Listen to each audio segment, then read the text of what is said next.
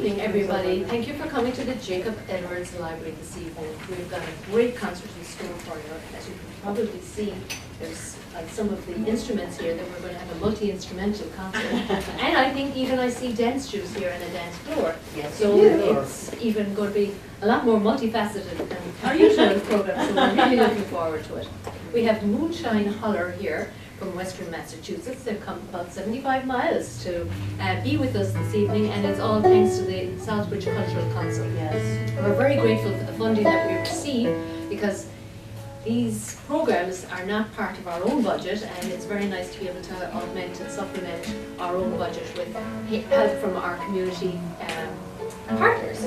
So thank you to the Cultural Council, and we will be having more programs again as the season goes along. So please remember to thank the Cultural Council. We also have a survey if you'd like to fill it out and just indicate to people how you heard about the program, because it's really helpful for us to know if it was social media or if it was the newspaper. I heard somebody said it was the Southbridge Evening News this evening, so that's wonderful.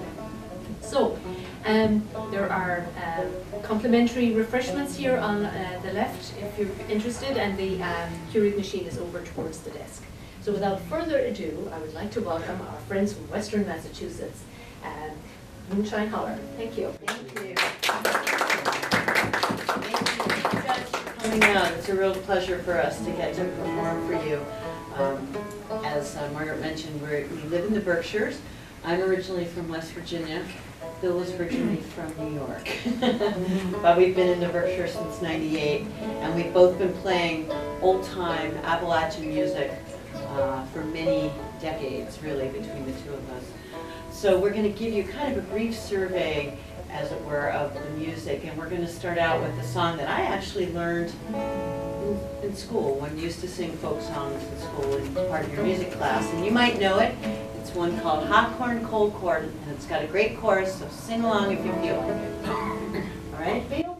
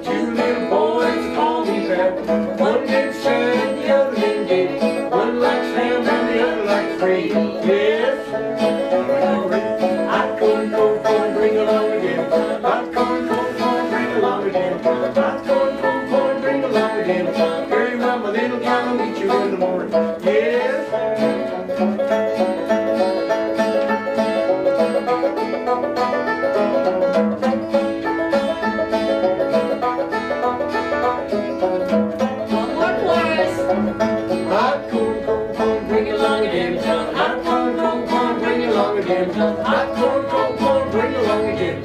Here come the little girl, makes you in the morning. Yes, sir.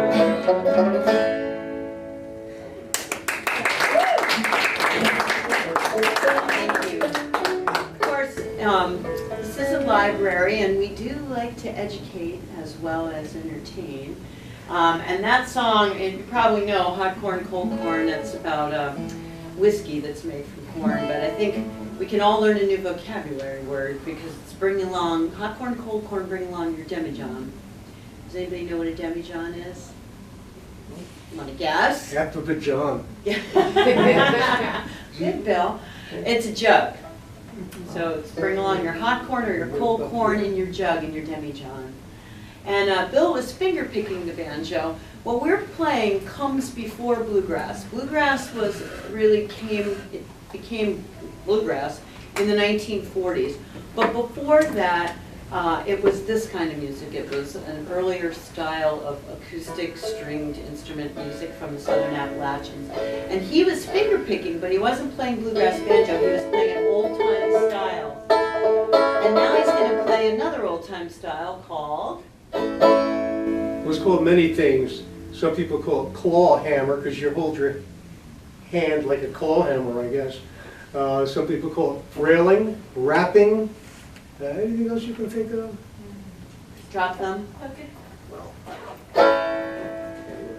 show you how. It's basically strumming and using that 2/3 of the string. They call the 5th string.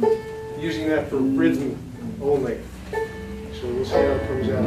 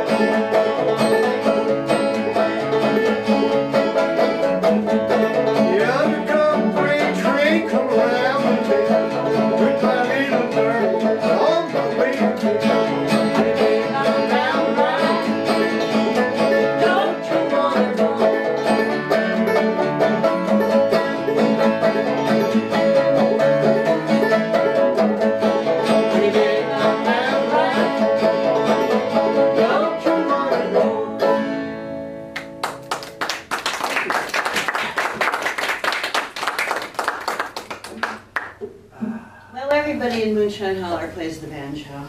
And the guitar. True. That is a true statement. Watch out behind you. Come on up.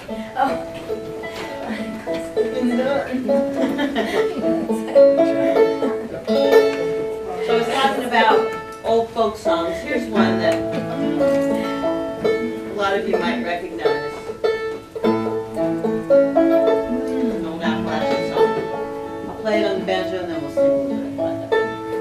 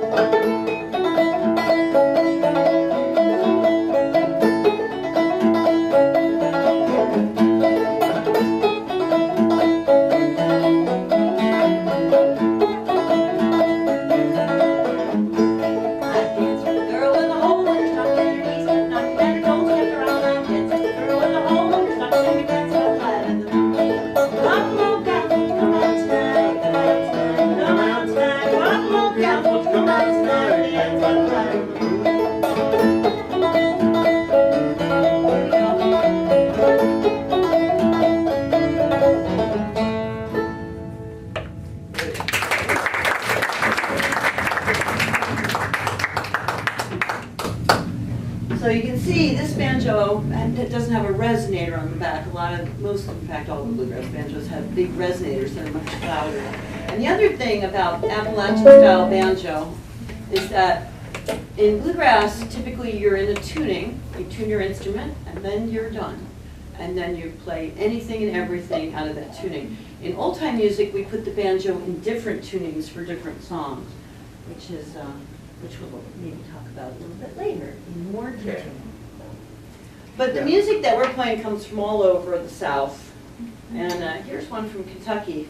It's called the Richmond Blues, but it's not about Richmond, Virginia. It's definitely not about Richmond, Massachusetts. It's just kind of a blues song. Well, if you're familiar with the harmonica, of course you are. This instrument wasn't always a folk instrument in North America. It came over with German immigrants in the 1830s. And before long it was adopted by American folk musicians, native Southerners. It was very easy to, you could mail order them, and very easy to tote around, easier than a piano anyway. And a lot of that old-time music that was played on harmonica has been lost to us. Most people today are playing lead on the fiddle. Most string bands and bluegrass bands, you don't hear too much harmonica. But you're going to hear some now. You can hear it now, but this is what it would have sounded like going back maybe 60 or 70 years when the harmonica was a little more popular as a lead instrument in hillbilly music. Okay. All right. Take a deep breath. I'm ready. The rain of breath deep enough for this.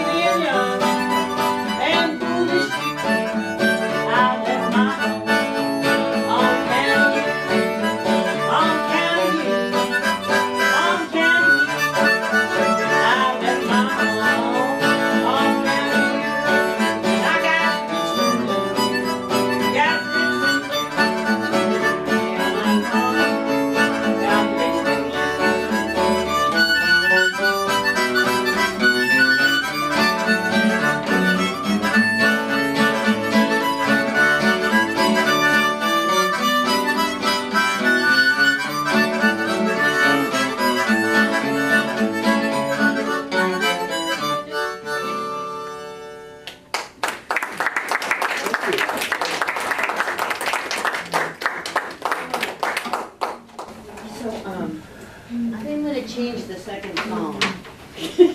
And you'll know why soon enough. Well, we're gonna do a couple songs from the Carter family. They were the first family of country music. They came from a little tiny hamlet in the far, far west point of Virginia, almost Kentucky, up in the mountains, called Mace's Springs. Yes. And for a while they were a family, 2 cousins and the husband of one. And it was a wonderful story that these people lived. And a fabulous book that you probably got from the library called Will You Miss Me When I'm Gone, which was the title of one of their songs, but an author in Connecticut wrote about the story, and it's a really well done book. I highly recommend it. And Maybelle Carter, who played the lead guitar on all their recordings, she turned out to be the mother-in-law of, what was his name? The Man in Black. Johnny Cash. And she used to ride around on a motorcycle back in the 1920s. Just one of the fun facts you can learn about Mother Maybelle. And of course, we here in Moonshine Holler, we don't have Mother Maybelle on the guitar. We have Maybelle. We have Mother Paul. Okay, Maybelle.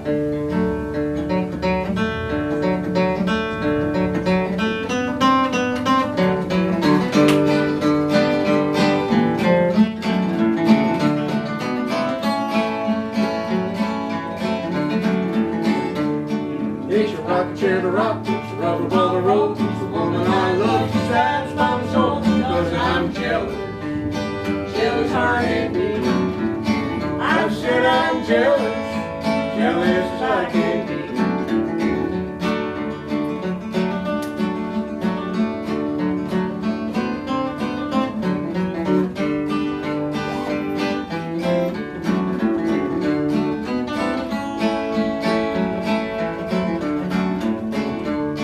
Got a stove in my kitchen and a pig scratching brown, and I need a moment to turn my hammer down because I'm jealous, jealous hard at me. I said I'm jealous, jealous as I can be.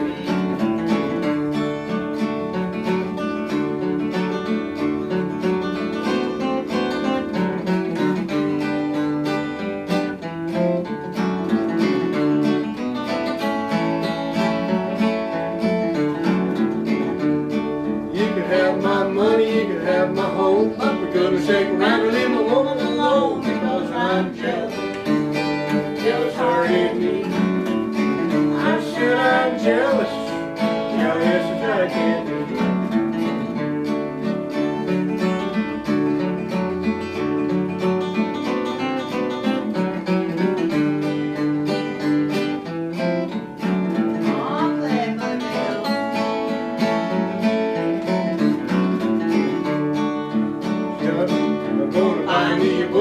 Watch my sleep, watch my woman on a midnight creep because I'm jealous, jealous hard at me.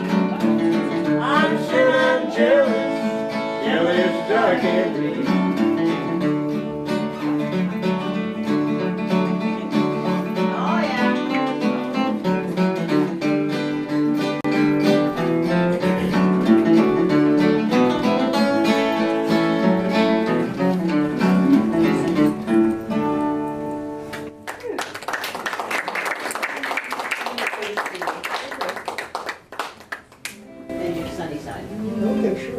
So, I am a very strong believer in coincidences, or maybe I should say I'm a very strong believer that there are no coincidences. We diverge on this opinion. But tonight we got here a little early, and it's such a beautiful library, and there's all these magazines. So I picked up a magazine, it's got a pretty picture of a porch on it. You know, it's called Country Living. And I start looking at it, and then, oh, I just love this. Look at that. They got what could this possibly have to do with our show? You I asked? know. What could it possibly have to do with the show? So, apparently, in this June issue of Country Living, they have this theme, turn a country song into a room. So what they did is they took a couple country song titles and then they said, oh, well, you know, this is Faded Love and blah, blah, blah. And so one of them, there's only 3, and one of them was Keep on the Sunny Side by the Carter Family. And I've never seen anything like that before. So we said, hey, let's do that song, which we do a lot. And this is one that is probably the Carter Family is one of their top, 3 hits. And it's got a wonderful chorus, and of course we're headed into a beautiful 3-day weekend. So I think if you sing along, the chance of rain will be diminished. Okay, I can't promise it, but we'll see if it's a coincidence or not. Anyway, I just want to tell them the chorus. Keep on the sunny side, always on the sunny side. Keep on the sunny side of life. It'll help us every day. It'll guide us on our way if we keep on the sunny side of life.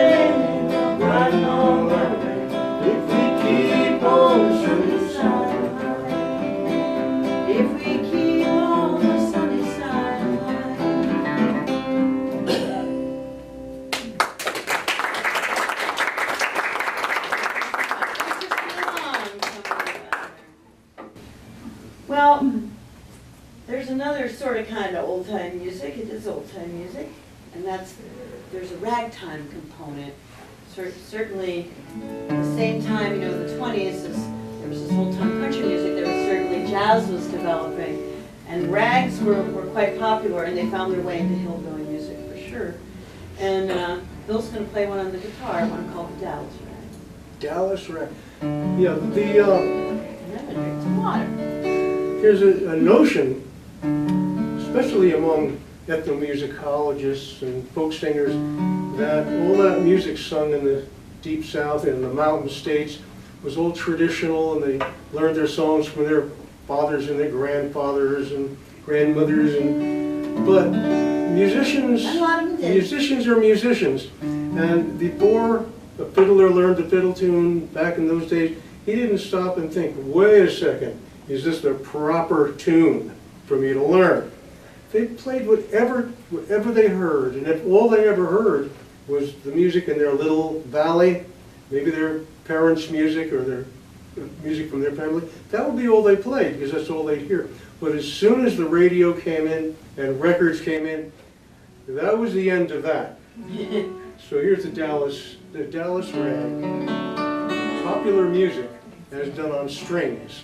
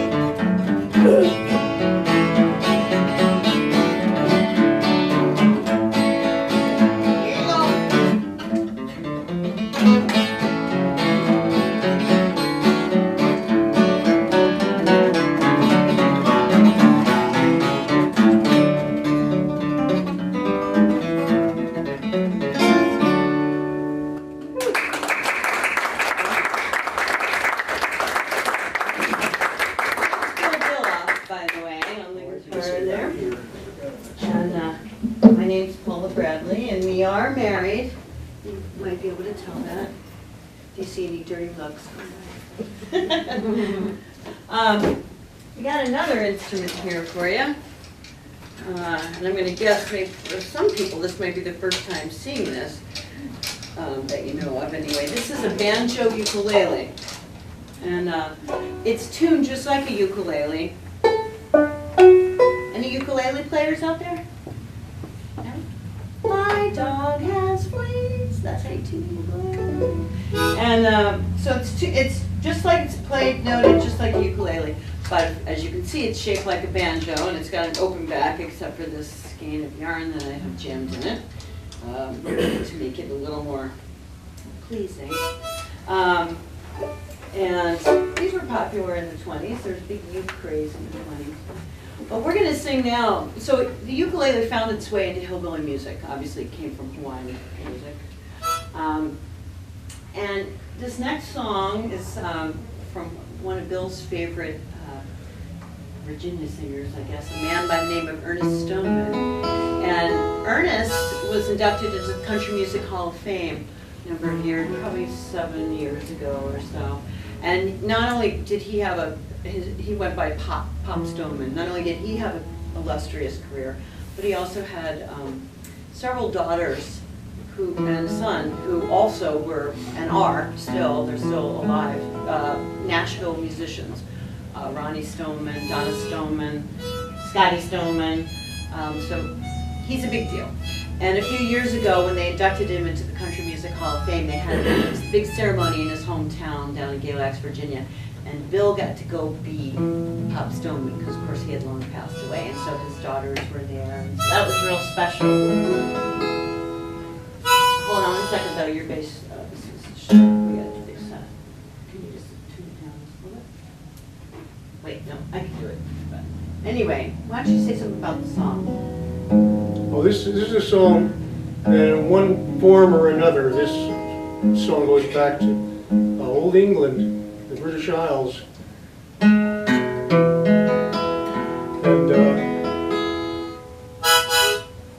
this is one version of the same story that's told often. This is the Southern Mountain version.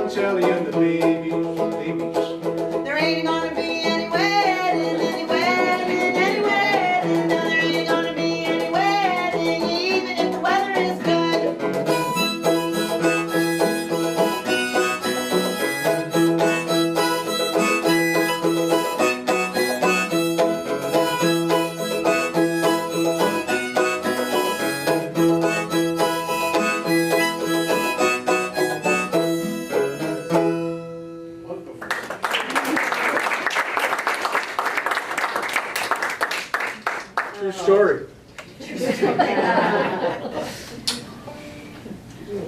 I'm going to pick up a guitar. What are you doing? I think you're going to pick up a fiddle. Bill's the hardest working man in old time music. We make him play a lot of different instruments. And of course the fiddle's one of our favorites. Chinese breakdown? Sure. This is an old standard square dance. Anybody around here square dance? It's a lot of fun, right?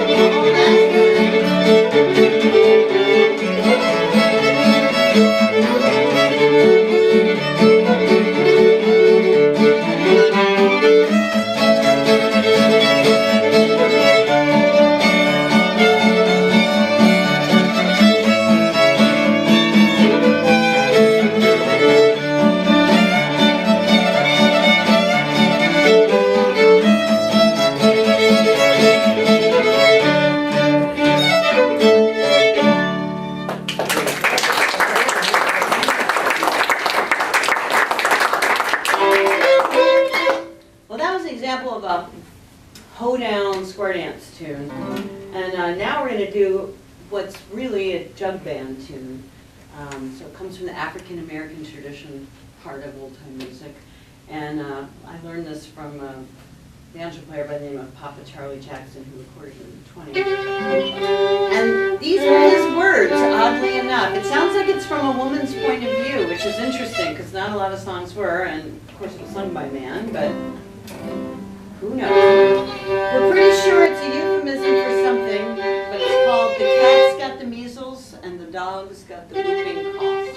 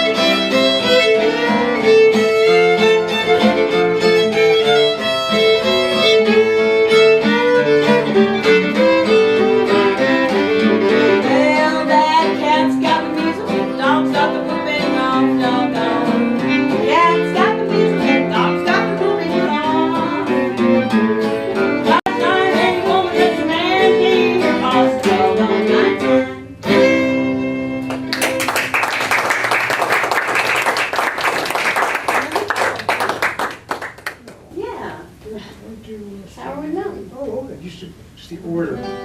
Okay.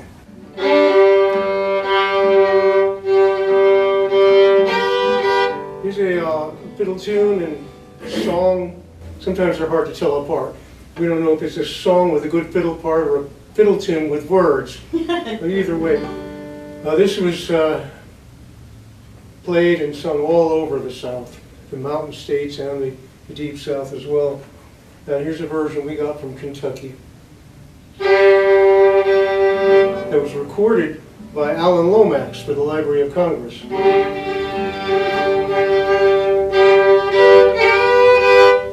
It's from a fellow in East Kentucky named Jim Howard, who played this in about 1937. It was recorded. Here we go. That's late. Called Sourwood Mountain. Bust down.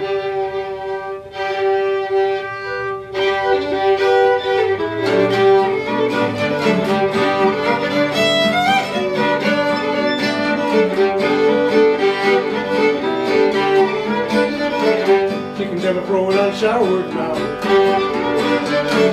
She can never throw it on Sourwood Mountain. Call up your dogs, let's go hunting. No diddle-I-dee.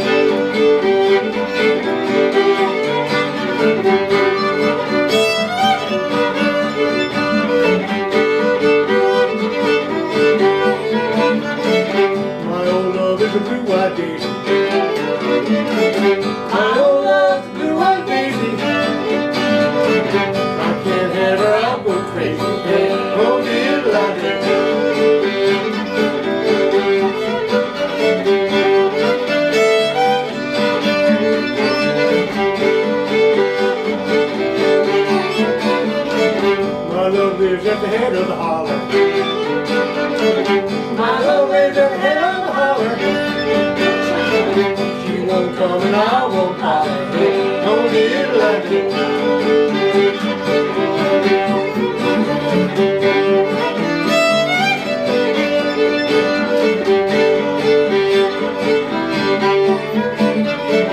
Say, old man, I want your daughter. Say, old man, I want your daughter. Wash my dishes, carry my water. Hey, no diddle-a-dee. It was different back then.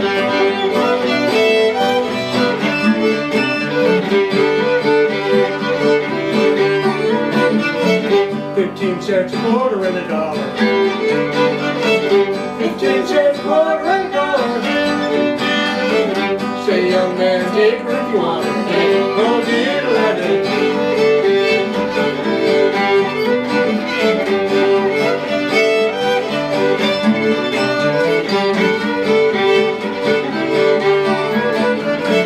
If my love's across the ocean, if my love's across the ocean, I'll go find her, I'll take a notion. Hey, no diddle-a-dee.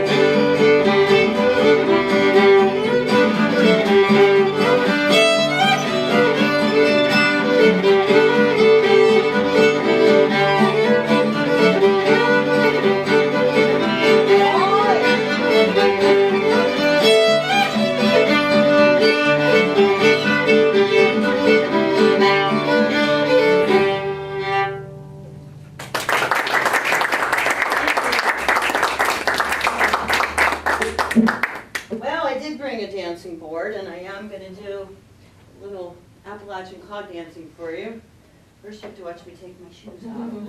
I'll just sit over here. Bill, would you like to say something about the dancing? I would, but you correct me when I'm done. Oh, give it a shot. Well, the Appalachians are a great mixing ground for different cultures. As you know, the banjo, probably most of you know by now, the banjo derived from West African instruments that were brought to West Africa in the first place by along the trade routes from starting in China, and came to this country and combined with tunes from the British Isles. Well, the same thing is true of dance. And Paul will tell you about the combination of the two cultures in dance. So a lot of you have probably seen Irish step dancing, right? On PBS, or maybe you've been to one of the shows. And so Irish step dancing, and of course when the Scots-Irish came to Southern Appalachians, they brought their culture, the music, and their dance. And Irish dancing, and apologies if anybody here is a trained Irish step dancer, because I am not, but the body, the upper torso is stable and still. So it looks something like this. Okay? Everything's happening is happening from the knees down. And that's actually part of the dance. So when that came to the Southern Appalachians, it met up with African traditions that were also in the Southern Appalachians at the time. And if you've seen African dancing, kind of the opposite, right? I mean, there's a lot of movement. There's a lot of movement in the torso, and the knees constantly bending. And so when those two cultures combined, and the music combined, the dancing became a combination of the two. And some people call it buck dancing, some people call it flat footing, some people call it clogging. This is sort of a hybrid.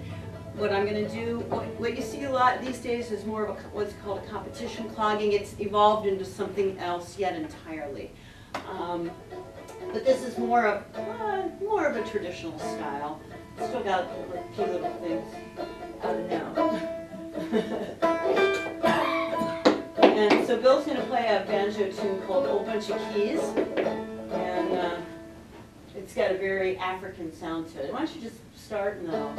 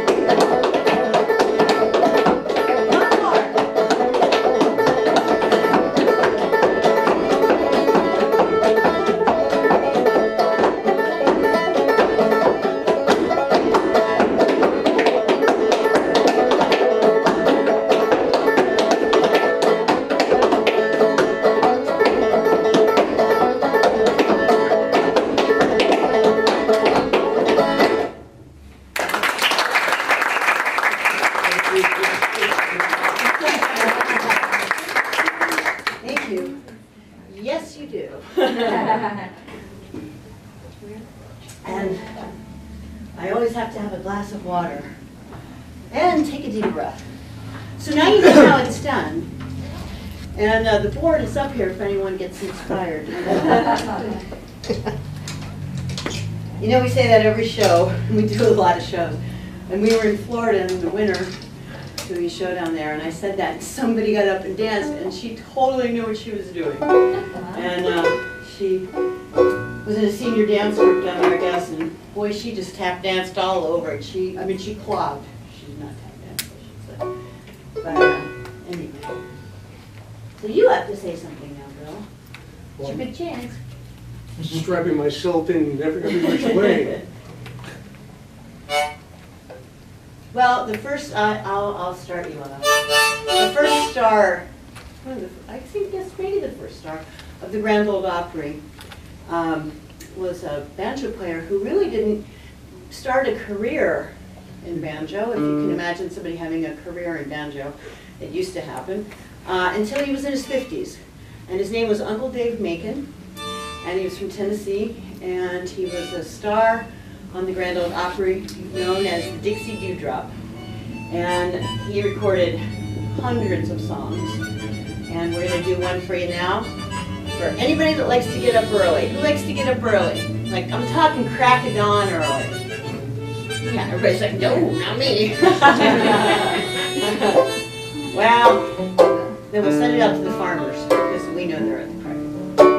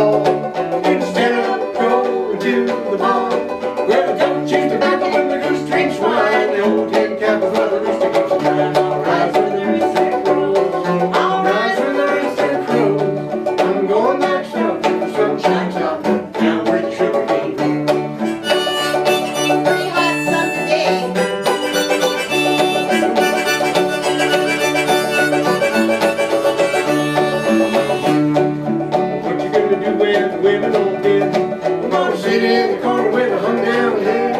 Oh, if I had to marry, I wouldn't marry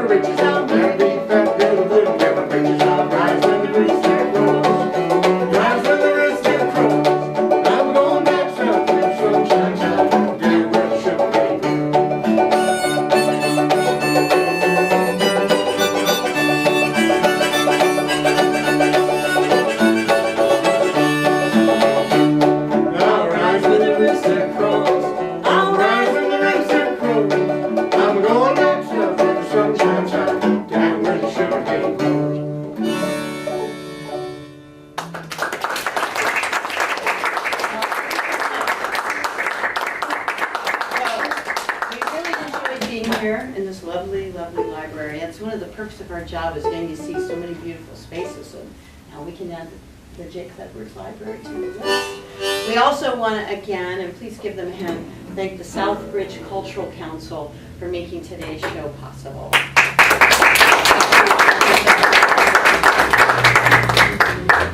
They are a local agency funded by the Massachusetts Cultural Council.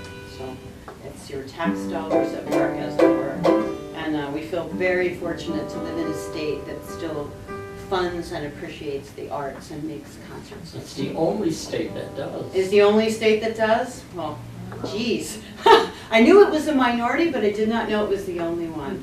The only one that really does an extensive amount of funding to local communities. Yeah. 351 total. Yes. So, Bill and I actually, and we do a number of cultural council shows during the year. And we just feel very fortunate because not only do we meet great people, but they really are community events. And especially when you're doing it in the library where everyone can come, it's a great thing. So And you said an exact thing that I've tried to convey to people. It's taxpayers' money that comes back to you in way of entertainment. yes, exactly. So not only do we perform under the auspices of cultural councils, but we ourselves go out and hear other cultural council sponsored events exactly for that reason. And it's not only that, it's a great way to expose yourself to things that you wouldn't hear otherwise, hopefully like us. True. So again, we thank you, and we thank the library. Thank you, Margaret, for having us.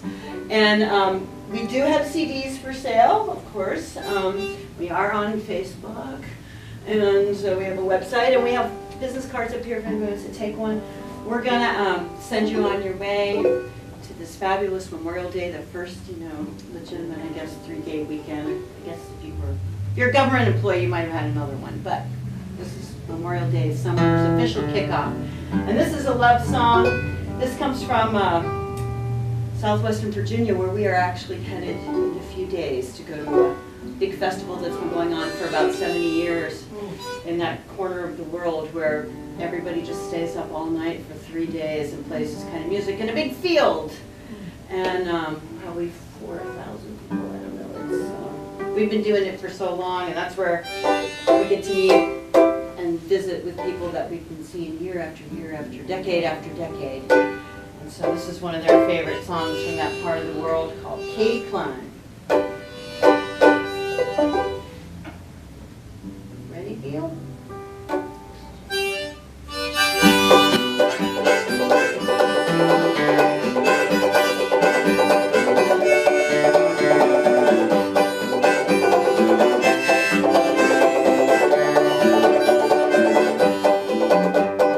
Tell me that you love me, Katie Klein.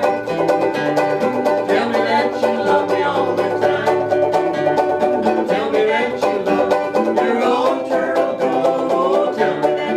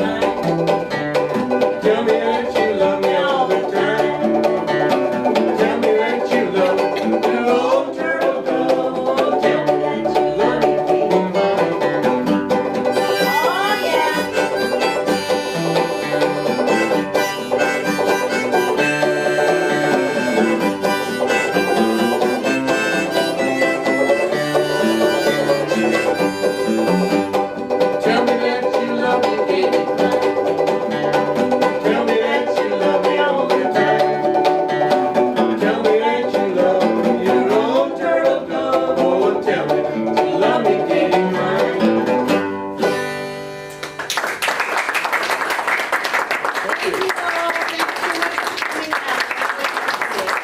Enjoy the feedback. If anybody would like to fill out a cultural council survey here. Oh. You know, I have to tell you that years ago, we had